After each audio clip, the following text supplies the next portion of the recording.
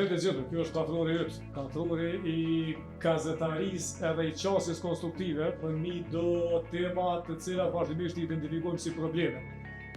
Mysafiri i sotëm, tema e sotme është jo vetëm aktuale, por është edhe domosdoshme të trajtohet zakonisht, tentojmë që podcastat të mos I lidhim me ngjarjet direkte ose ditore, po kjo edhe është përputh ashtu, edhe mendoj që është domosdoshme. Flasim për inteligjencën artificiale si burim të dijes apo si kërcënim për dezinformim, edhe në periudhën e zgjedhjeve, edhe në periudhën e hallakamave, jo vetëm në Kosovë, po në krejt botën. Drejt Gurgulli është njëri përkas për me diskutu, por vlen mirë se jo. Përshëndetje lart, faleminderit për ftesën. Ja thash që po kemi tentuar me aranxhu emisionin, s'ka qenë definitive data e zgjedhjeve, por ta prezantu konceptin e podcastit, ka qenë hallakon politike, po jo në këtë shkollë. E nashta e çdo është çështu me nis. Është kërcënim, është burim. Besoj se në një shoqëri si e jona, shumë lehtë mund të kalojnë në kërcënim. Për shkak se në radhë të parë përgatitjes që ne e bëjmë me shoqërinë në përgjithësi për ta kuptuar teknologjinë, inteligjencën artificiale, mënyrën se si funksionon, dhe në momentin që ne kemi një terren ku ka shumë paqartësi në atë se deri ku shkon përdorimi etik, ku pastaj mund të kesh përdoret një teknologji si inteligjenca artificiale, e bën që të jetë kërcënim, që të jetë rrezik për mënyrën se si qytetarët I shohin përmbajtjet të cilat janë të gjeneruara me inteligjencë artificiale, dhe shpesh e shohim nga diskutimet në media sociale që pavarësisht se është me AI, e marrin të mirëqej dhe marrin të besueshme dhe komentojnë mbi të sikurse është diçka e vërtetë. Para mu po më përshtypje pse s'ka filter organik për do foto ose video që e din që është zënë u bu. Domethënë është I famshëm klasi një kolegu tim I cili e ka një foto me Donald Trumpin, kuptohet që e ka vu me AI dhe njerëzit I thojnë uri me respekt. Edhe një vend mendoj që u taku me Trumpin ai, po ka shumë këso rastesh ku njerëzit totalisht zakonshëm takohen me personalitete totalisht jashtëzakonshme, ose vendosen në se di ku tush, Taj Mahal, në Las Vegas, ti e din që se ka po e Las Vegasin kur, po fillon me besu atë foto ose atë pamje, po mendoj, po ndoku që ashtu po tentoj me mzhet që është me AI dhe njerëzit prap po pilën çep kur. Kjo pastaj shkon shumë në mënyrën se si ne I analizojmë përmbajtjet mediale, se sa ne kemi mendim kritik ndaj asaj çka ne I ekspozovemi, edhe mund të jetë fotografi me AI ose pa AI, por të cilën ne nga njëherë nuk e analizojmë mjaftueshëm për ta dekonstruktuar të një mesazhin që është brenda fotografisë, për ta kuptuar edhe kontekstin mbi cilën është ndërtuar ajo, dhe pastaj duke bërë këtë analizë ti vjen në përfundim sa është e mundur që të ndodhë diçka e tillë. Por ajo se çka ne e shohim te shoqëria jonë përgjithësi është që kemi kaluar në idenë e scrolling të shpejt, edhe pa analizuar se çka po e sheh, edhe që është e dëmshme në rastet kur flasim për tema të rëndësishme, tema serioze, qoftë për politikë, qoftë për shëndetësi, sepse të qenit arktim nuk është shumë e rëndësi edhe nëse ti bie prej një mashtrimi fani arktuar. Po në anën tjetër, kur ne kemi çështjen e vaksinave të shëndetësisë, çështjen e zgjedhjeve tash, në këto qytetarët duhet të jenë shumë më të kujdesshëm për të analizuar përmbajtjen që e shohin, për ta kuptuar nëse me të vërtet mund të jetë diçka e tillë ajo çka e shohin aty. Por në shumë raste e kemi një paragjykimin e konfirmuar që ne e krijojmë një përshtypje, një bindje për dikë, dhe në momentin që ajo përpuset me bindjen tonë, edhe kur është me AI apo pa AI, ne e kemi paragjykimin e konfirmuar edhe besojmë atë. Elementi tjetër që në studimet nga ana psikologjike për çështjen e dezinformimit edhe këtë idenë se si njerëzit bien prej mashtrimeve edhe me të thjeshta, është sepse përveç paragjykimit të konfirmuar është arsyetimi I motivuar, kur njerëzit fillojnë edhe I gjejnë arsyet për me mbështet ato që atyre po I pëlqen. Edhe pastaj që ne shohim, pra e shohim diskutime me njerëz që njohim, e shohim diskutime online nëpër studio televizive, mënyrën se si argumentojnë, sepse thjesht shkojnë në këtë drejtim pa analizuar fiks pari nëse ajo çka ne po e diskutojmë, mbi cilën po diskutojmë, është e vërtetë apo jo. Kjo është edhe ma shqetësuese bëhet sidomos pjesa e parashikimit konfirmuar është në rastet që ka të bëjë me shëndet, rastet që ka të bëjë me jetë të përditshme dhe ti që dikush është në gjendje shumë kohë me hu, po me gjetë një student që, ose studim jo, po një pohim, që nuk është cigaria që shumë problem sa është diçka tjetër. Ose që mund është me jetu mirë edhe mi pinja 2-3 viski çdo ditë, ose duke di, 2-3 bira i kanë edhe do efekte pozitive, ose çka to, për që janë ja 110 volumtime knej që kallzojnë dalin prej asoj pune, nuk e sheh askush. Po edhe këtu desha të them që tash çka është dhe më e rrezikshme është që këto të cilat më herët i kanë diskutuar me dikë, edhe i kanë gjetë argumentet në mënyra të ndryshme, ta shkojnë në ChatGPT kryesisht, edhe i thonë ChatGPT-s që unë po e besoj kështu dhe ChatGPT-ja dhe këto modeli janë të trajnuara në atë mënyrë që nuk ta thotë jo, po thotë po kete drejt. Edhe fillon të jep argumente që ti po do më ndëgju, edhe më lexu atë në atë. Kjo tash është një prej problemeve të mëdha.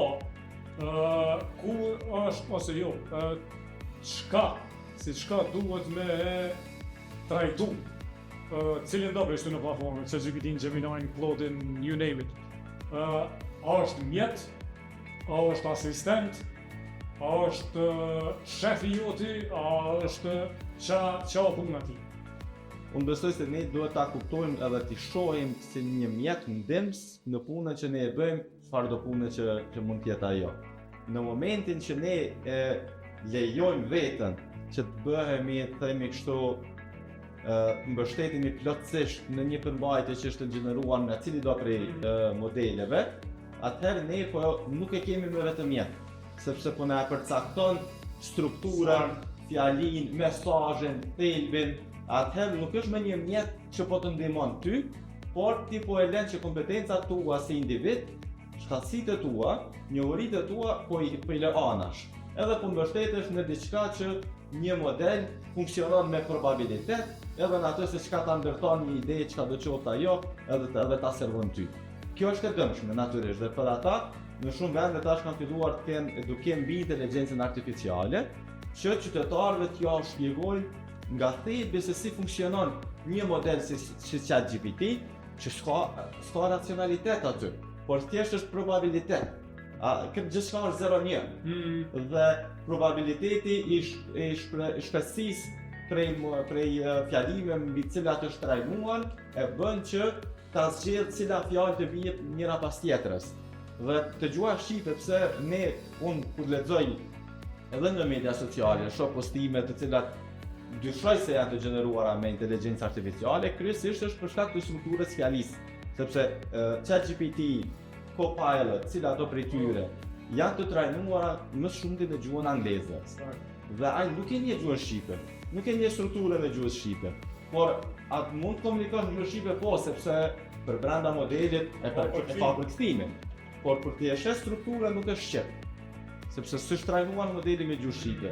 Tash në Evropë, Mistral në Francë po punojnë shumë që ta kenë një model të fuqishëm, ta themi evropian.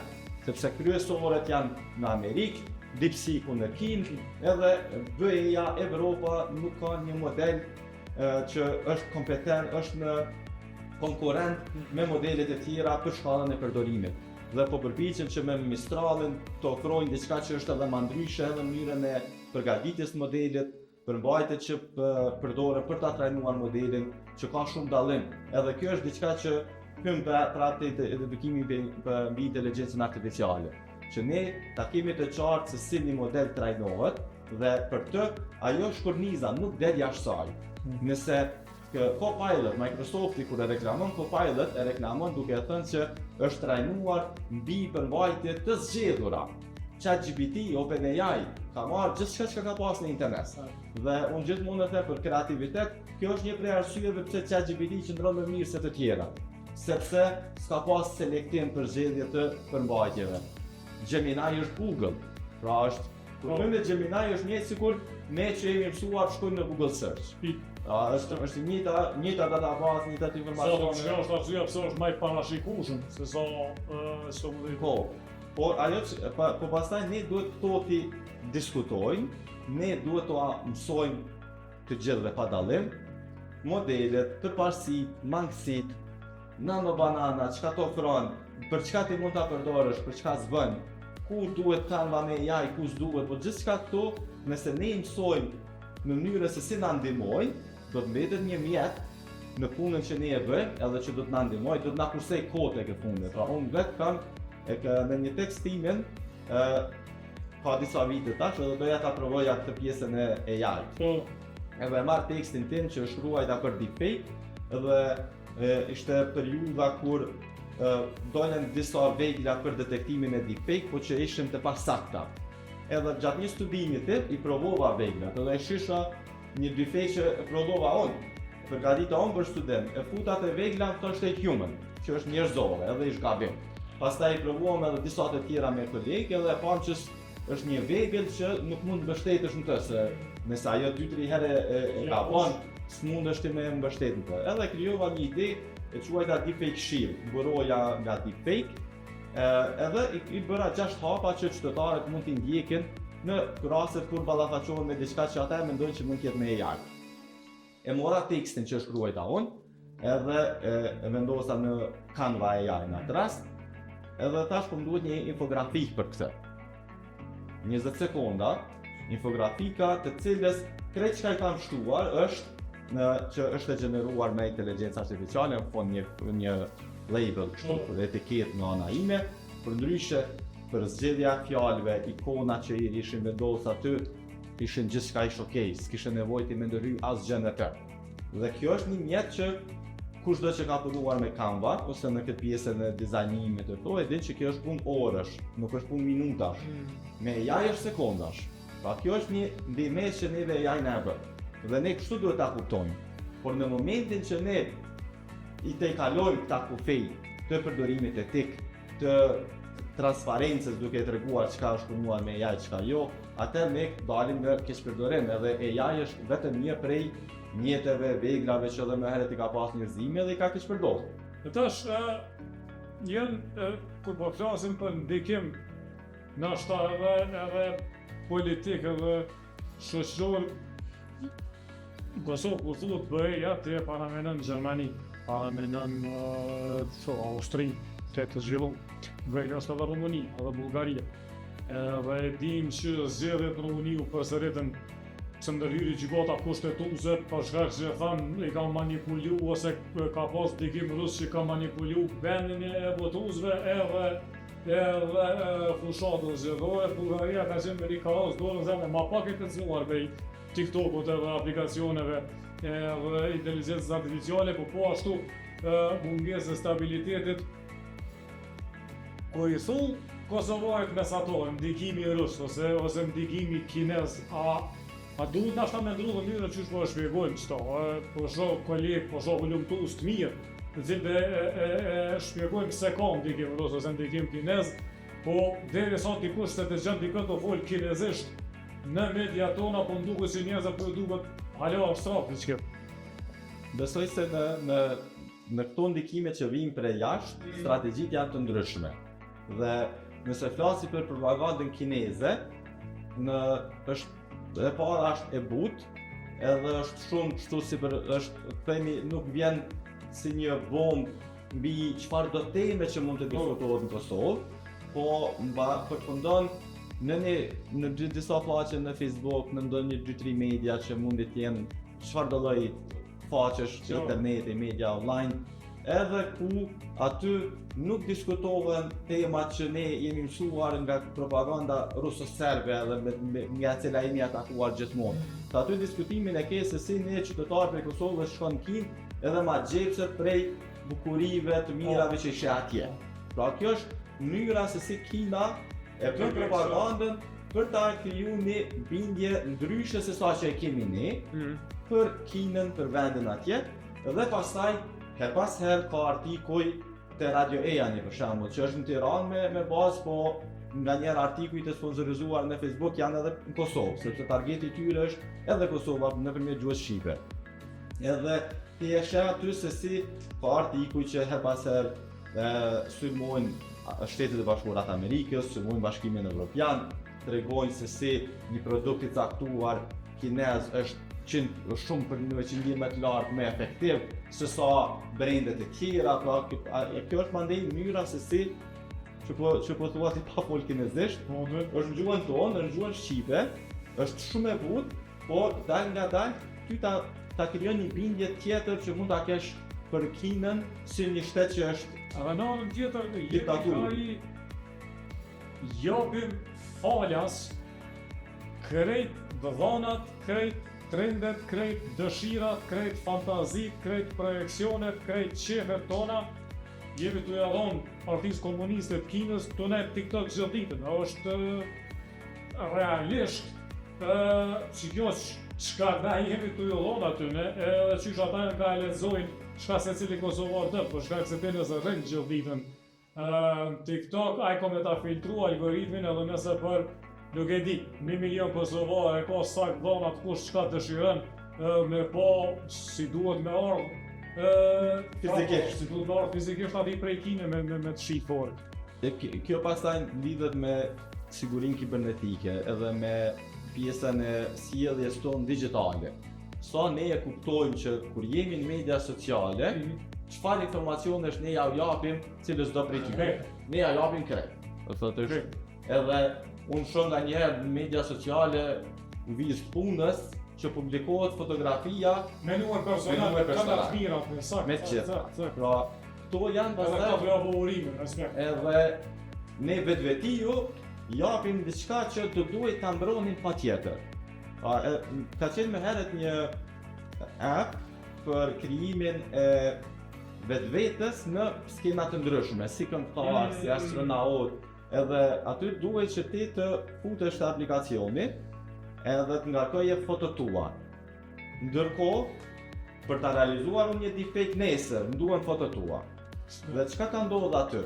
Kanë kriju aplikacione, edhe i kanë bërë shumë argëtuese, interesante, edhe kanë thënë që në vend që ne hyjmë në media sociale, kalojmë, shpenzojmë kohë për të mbledhur fotografitë e njerëzve, ne po e krijojmë një aplikacion, ata na i sjellin neve.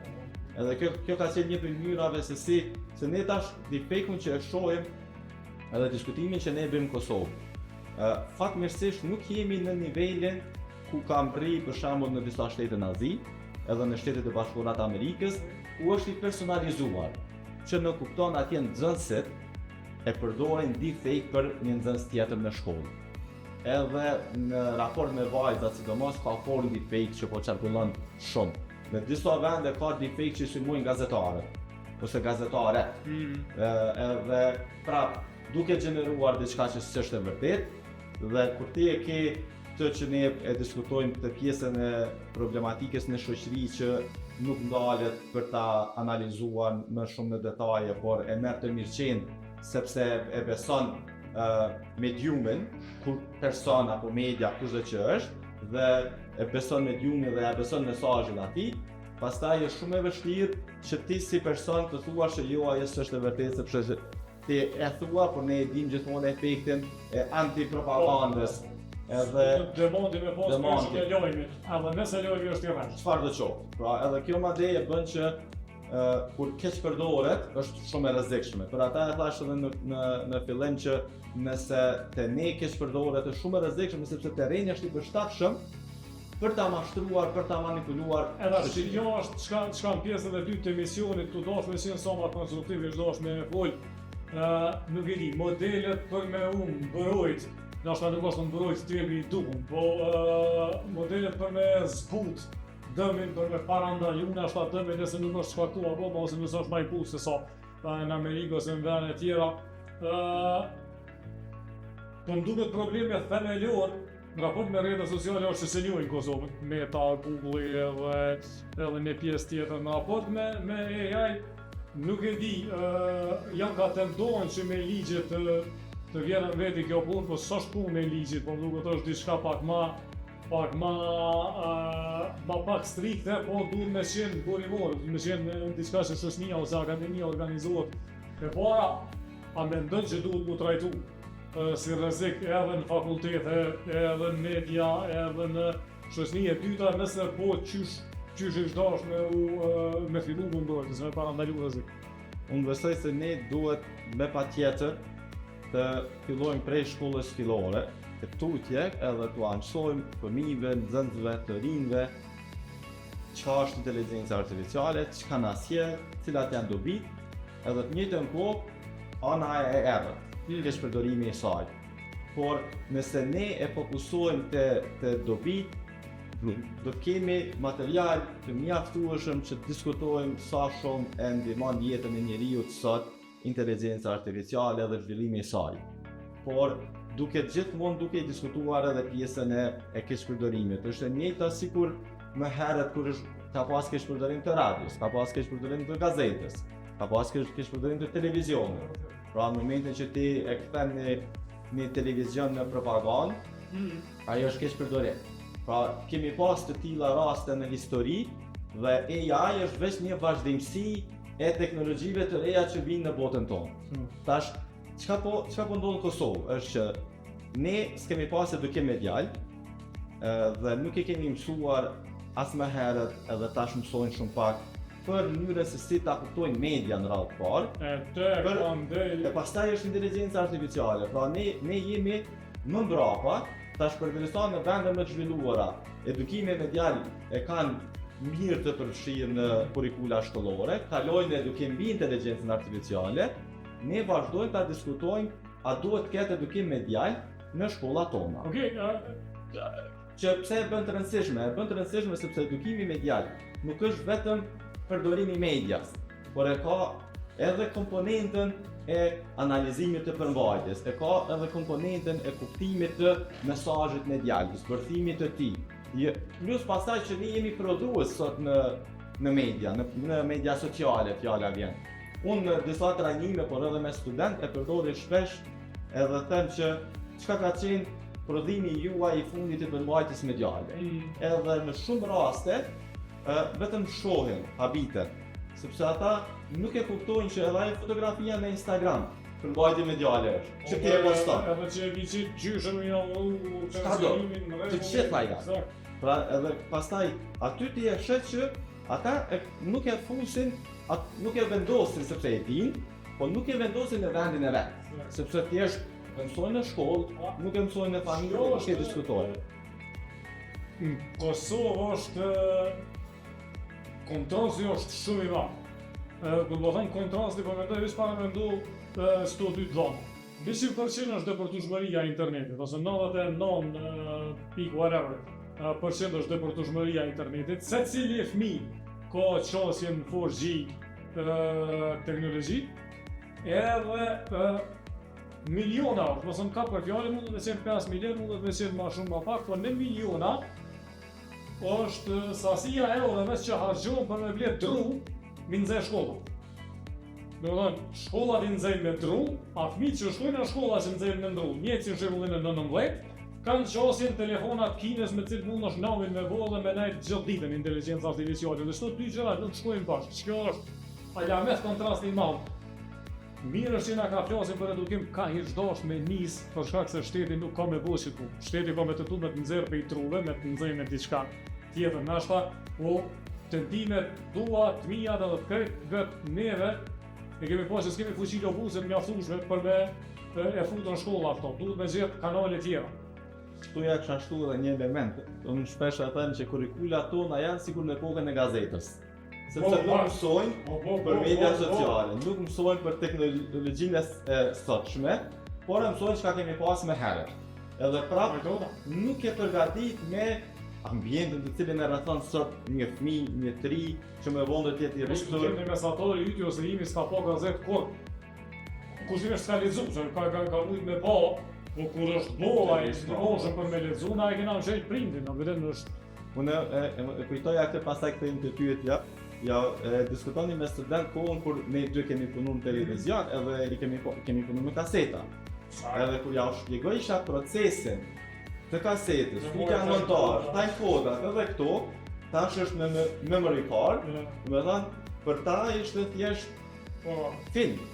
është përtej asaj që ne kemi pas realitet dhe sot është shumë e lehtë një proces i njëjtë që ka qenë shumë i gjatë, sot është minuta bardhja. Pa këto janë risitë që ti duhesh me i përcjell të rinj. Dhe unë besoj që pavarësisht se ka pas rezistencë prej institucioneve shtetërore, ne çka kemi arritur nga diskutimet e shpeshta për edukimin medial, fjala vjen është që është një lëndë zgjedhore sot. Pra nuk është që se kemi fare, është lëndë zgjedhore. Po i ka disa probleme mbrapa. Një, nuk ka kurrikul kombëtare. Pra nuk mjafton që ti thuash që e kemi lëndë zgjedhore dhe po punojmë, por ty të duhet një kurrikul kombëtare sepse çka më ka ndodhur mua personalisht, banim trajnime për edukim medial, edhe takoja mësimdhënës që kishin vullnet për ta mbajtur lëndën me nxënësit e tyre. Por ishte çështja e përgatitjes tyre. Mungesa një kurrikule racionale bënte që ai ta bënte programin e lëndës varësisht prej mundësive njohurive të tij. Jo diçka që vije prej një grupi punues që e bën një kurrikule dhe përcjell edhe që të jetë në të njëjtin nivel në Kosovë. Dhe pastaj unë e shija sistemin sa mi frashëm lënda e edukimit medial kishte dallim shumë të madh me një që ishte në viti. Emërtimi i lëndës ishte i njëjtë, por përmbajtja shumë ndryshe. Tash pavarësisht që ne kemi lëndën e edukimit medial si lëndë zgjedhore, këto ty tregojnë që problemi mbetet aty, se në momentin që përderisa është emërtimi, përmbajtja nuk është, problemi mbetet, nuk zgjidhet ajo.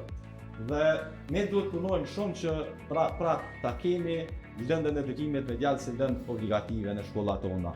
Pavarësisht trajnimeve që mund të organizohen nga shoqëria civile, pavarësisht angazhimeve tona me diskutime, me shkrime, unë prapë besoj që plamurtarja në këtë rast duhet jetë Ministria e Arsimit edhe futja e lëndës në shkolla, në mënyrë që nxënësit të përgatiten për jetën momentale, për atë se çka i pret sot kur ata kalojnë kohë shumë të gjatë në telefon, pa e kuptuar se si duhet ta përdorin telefonin. Pra, nganjëherë unë pa ta shkruar një shkrim ka tash disa vjet edhe e krahasoja pjesën e përdorimit medias me mënyrën se si ne mësohemi edhe shkojmë marrim lejen për vozitje. Ne çka po bëjmë me fëmijët sot është që t'ja japim makinën edhe s'ka rëndësi a din me vozit ajo. Pra kjo, prandaj ka pastaj aksidente, patjetër se mund të ketë. Pra sepse ne s'po i përgatisim. Edhe kjo po flasim për të dhëna personale, për fotografi, pa shkuar te manipulimi që pastaj vjen në një nivel më të lartë të asaj kur ka keq përdorim. Pra, ne si shoqëri kemi probleme në bazë. Dhe duhet këtu një herë të ndërtojmë me të rinj, po të njëjtën kohë ne duhet punojmë shumë me grup moshat e tjera. Edhe me të moshuarit që janë aktiv, për shembull, kur unë takoj kolegë të mi evropian në vende të ndryshme, edhe ka shumë dallim përdorimi i internetit e mediave sociale të moshuarve të ne me vendet e tjera. Të ne është shumë aktiv, përdoren shumë. Shohim, unë mbaj mend kohën e Covidit, një hallë imja lexonte shumë. Edhe unë e thosha ti je burimi im për me i gjetë dezinformatat që po qarkullojnë. Sepse pastaj algoritmet gjithmonë e shtynin në të reja që Jam të lexon që hudra edhe nuk e di, ama na i tim tjetër egzotike. E shnosh Covidin u kry puna, bone e besovra. Uji i dhejt me liman ka qenë një prej. Që e shpëndor shumë. Hudra, veç kur e shë vetën mjoltin, veç kur e shë vetën që del Fenerbahçe dysh, edhe veç kur e shë vetën në teoria konspirative ma nej për atëri më në hanë dhe për çka dush. Që rapërsht kam këthën te AI për shkak se diskutimet që po i shoh në media ndërkombëtare, njerëz janë të hoqë që shko me transformu modelin e biznisit. A kanë me vetë njerëzit pa punë ajo. Ma herët ato që përmendëm me Canva, mundësh me mendu që mundën me vetë pa punë dizajner, se mundën me vetë pa punë montazher, ato se çka do disa sektor, edhe pse kjo punë s'është definitive, po të tillë që po thonë që veç është hype. Po është ne zhvillimi muajve të fundit që bëri Anthropic. Që dha kemi dizajnu një model, po ti e për me rëzik zhëmosh, po shkak se sa po është i mirë për me kodu, po është i mirë edhe për me haku, edhe për me bo dëm. Po që po supozojmë që aty në ju punoj ndërgjegja, edhe e pan të rrezikun. Çka me po se cilin shembull një marr për me parandalu që të rrezik potencial. A është ndorë, nuk e di, të autoritetet, shtetet, a do të prit me qyr çka po vën BE-ja apo lëshojnë ai white paper dhe nani apo copy paste. A do të prit me qyr me imponu me ligj tonin me rregullua, ka ndaj metodë 3, 4, s'po di. Të mënyra e rregullimit ligjor, Danimarka është një shembull për shembull të deepfake, sepse kanë dhënë ligj ku e përcakton që secili qytetar ka të drejtat mbi fotografinë, pamjen, zërin e tij. Dhe nëse dikush tjetër e keq përdor, është kundërshtim me ligj. Okay. Pra kjo është një prej mënyrave se si një shtet i BE-s në këtë rast e ka gjetë një metodë për ta mbrojtur shoqërinë nga manipulimet e tilla, dhe kjo vjen jo për politikë, për muzikë, po vjen për asaj që thash më herët, që i kanë pasur shembujt në Kinë, në Azi, në Shtetet e Bashkuara të Amerikës, kur keqpërdorimi nuk ka ndodhur për tema të rëndësishme madhore, por është ka rënë në nivelin e përditshëm deri në shkollë. Dhe kjo është një prej modeleve që unë besoj se ne duhet ta ndjekim. Për gjigantët e mëdhenj teknologjik, Kosova është një shtet i vogël që të përcaktoj trendin ose të caktoj kushte gjigantëve. Fjala vjen Netflixi, Turqia ka marrëveshje direkte me Netflixin për prodhim të përmbajtjeve në gjuhën turke, nëse dëshirojnë që Netflixi të jetë i qasshëm me Turqinë.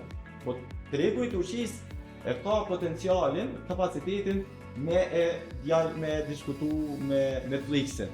Ne si Kosovë, Turqia nuk është vetë 70 milion në Turqi, po është 10 miliona tjerë për gjithandaj. Pastaj, ku jemi ne? Unë e shoh për shembull me zgjedhje edhe gjatë kohës në zgjedhjet e kaluara, punoja me misionin e vëzhgimit të Bashkimit Evropian, edhe u takua me përfaqësues të Metas. Edhe diskutonim këtë se si ne i shinim dezinformata që qarkullonin, edhe çfarë mund bëjmë ne që t'i parandalojmë këto, edhe të dezinformimi, edhe të gjuha e urrejtjes. Edhe ti e shije që për Metan, edhe nëse ti i thoje që krejtë ndalin nemi, se përdorin fare Facebookun. Po, në mund. Është okej. Sepse ajo se çka ti mundesh me ndiku te ta është shumë e vogël. E pastaj edhe në anën tjetër, rregullimin që ti mund ta bësh ndaj tyre shumë i vështirë. Ne kemi parë Kanadën, kemi parë disa shtete që tash po marrin iniciativa të reja ligjore ndaj gjigantëve teknologjik, por lexoja një artikull për shembull në Australi që u caktua tash çështja e moshës për hapje për përdorim të mediave sociale 16, edhe aty e tregonte se si faktikisht ata me VPN, me fotografi të rreme, por prapë po e gjejnë mënyrën e futjes në të njëjtat media sociale ku shteti po mundohet që ti rregullojë dhe ti mbrojë. Për ata krejt këto e bëjnë që ne më së shumti duhet punojmë me shoqërinë. Pavarësisht çka bën, sepse edhe mbyllja e TikTokut, çka të sjell? Një media tjetër sociale. Pra, nuk është TikTok, është njerëzit kanë mëshirë TikTok dhe kanë me himelezu liga. Do të thonë, sikur në Shqipëri që e patën në një periudhë, edhe erdhi një media tjetër sociale prap kineze që filloi të përdorej. Pra, ideja e mbylljeve, ideja e parandalimeve nuk është që e ndihmon shoqërinë. Te ne duhet punojmë që t'i mësojmë shoqërinë, ta mësojmë si të përdoren. Me TikTok, me media sociale, me inteligjencë artificiale, nëse ne e mrrim nivelin e shtatësive, njohurive për to, mund t'jetë TikTok, sot nesër X, cili do qoftë, ne gjithmonë do dimë mënyrën se si të sillemi, si të analizojmë. Themi ngadalë se kjo po duket të jetë shumë e vërtetë dhe ndoshta aty qëndron mashtrimi, pra. Krejt këto e shija vjen një deepfake që lidhet edhe me zgjedhjet tash me procesin që kemi në Kosovë, nuk flisnin. Pra, komplet mesazhi ish i dy politikanëve që veç e fshinin njëri tjetrin, edhe me gjeste. Arsyeja pse s'flisnin është sepse nuk ka vegël që prodhon deepfake me gjuhën me dialektin ton Nga, të Shqipës. Ka deepfake që prodhohen po janë gjuhë standarde, në momentin që dëgjon të edhin që po, s'është e vërtet për shkak se dialekti Tiranës atje ne jemi në Prishtinë. Radio Tirana, dialekti Radio Tirana. Edhe kjo e bën që jetë më lehtë detektueshme. Po kur ishte kjo vetëm ata me gjeste kështu, unë lexoja komentet njerëzve e komentonin sikur më qenë e vërtet. Pra nuk e merrnin diçka që është e gjeneruar me AI. Inteligjenca artificiale është për me ju nimu nëse keni inteligjencë natyrale edhe përdorni si vazhdimsi, si mjet shtesë që ato që me inteligjencë natyrale synoni me arrit me artificiale me mri pak më shpejt, më duket që kjo është shpejtimi më i mirë. Po, edhe për shembull te Canva që përmende, pse ne do të kemi nevojë për me kuptu se si mund të përdorim AI, është prompti. Pra, edhe Canva të ndihmon shumë, po nëse nuk e formulon një kërkesë çka ti po don, nuk të ndihmon mjaftueshëm. Pra, mund të jetë sipërfaqësore pastaj, por nëse ti e ke idenë tënde, edhe e ke në mendje vizualizimin, Canva është vegla, Canva po e përmendim, por janë edhe shumë të tjera, tash janë edhe më të avancuara se sa Canva për këto, që ty të ndihmojnë për me gjeneru diçka që ndoshta do të ishte çështje orësh, ditësh me programe që i kemi pas më herët. Montazhun e mbaj mend vetë kur montonim në televizion në Adobe Premiere, edhe sot AI në Adobe Premiere ta lehtëson jashtëzakonisht shumë procesin e montimit të një storie. Por prap, ideja dhe ato duhet të jenë tua, sepse ato nuk ti tregon ta. Pra, nuk është inteligjenca artificiale, nuk është zhvillu deri në atë pikë sa që të jetë gjithçka. Por është një ndihmës shumë e mirë kur ke ide të mira, ke kreativitet, edhe dëshiron që me pas një mjet pune që ty të ndihmon për të arritur atë ku ti dëshiron të shkosh. Rujeni veten edhe rujeni shnetën e para të pulu gjëra që me inteligjencë artificiale u aletojnë procesin e punës edhe të rujt prej materialeve që janë të rreshme, e shijet që janë të rreshme, edhe dëmëve që ato shaftë. Faleminderit shumë që i kemi gjithë. Faleminderit, natësi si gjithmonë. Shkuos ndërua shihemi në episodin e ardhshëm.